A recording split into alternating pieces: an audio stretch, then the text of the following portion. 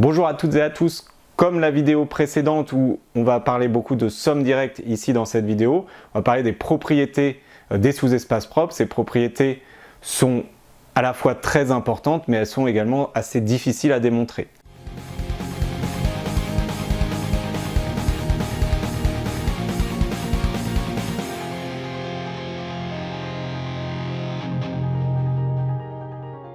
Alors nous allons démontrer cette propriété qui redonne vraiment l'intérêt de la diagonalisation, comment on diagonalise, pourquoi on cherche les valeurs propres, pourquoi on cherche les sous-espaces propres, puisqu'évidemment elles ont un grand lien avec les matrices diagonalisables. On a ici un théorème qui est sous la forme si et seulement si, donc on va le faire en deux étapes. Première implication, si f est diagonalisable, on va reprendre la définition qu'on a de f diagonalisable. Donc on a noté dans le cours qu'il existait une base B, on va donner des noms aux vecteurs de cette base B, x1, xn, tels que la matrice de f dans la base B soit diagonale. Notons également que mb de f c'est égal à lambda 1, lambda n. Alors, une petite subtilité, ici les lambda 1 et lambda n ne sont pas forcément distincts, contrairement à d'autres théorèmes que l'on a pu voir. On a donc...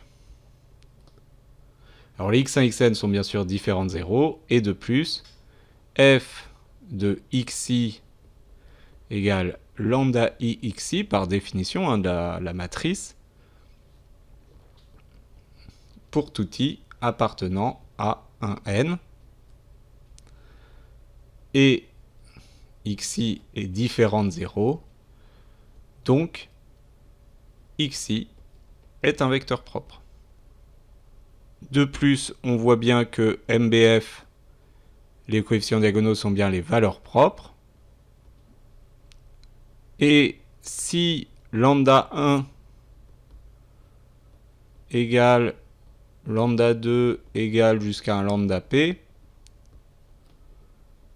alors x1, xp font partie du sous-espace propre E lambda, donc la dimension de E lambda de f, de E lambda 1 de f ici, égale p.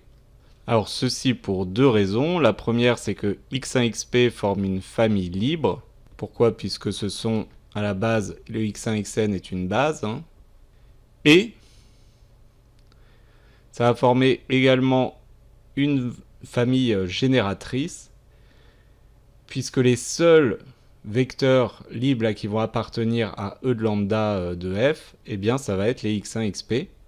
Donc la famille x1, xp est également génératrice.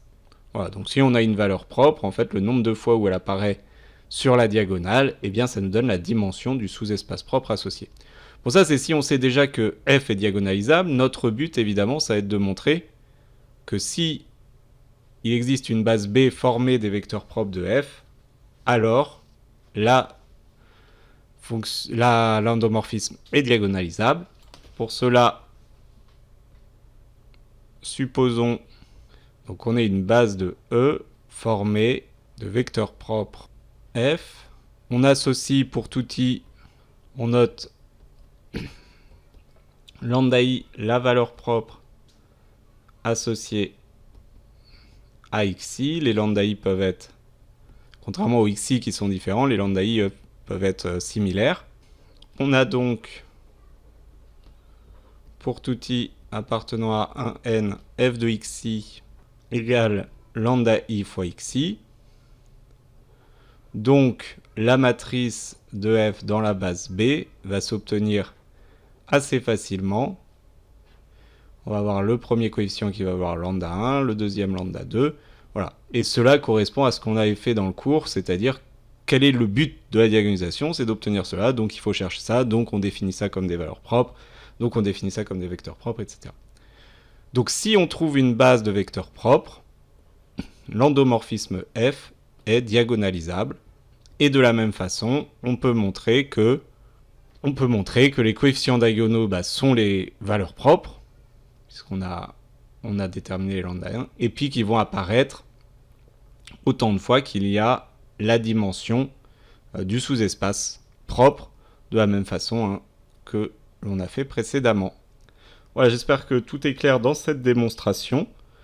Je vous laisse poser des questions en classe ou sur les forums de la classe s'il y en a.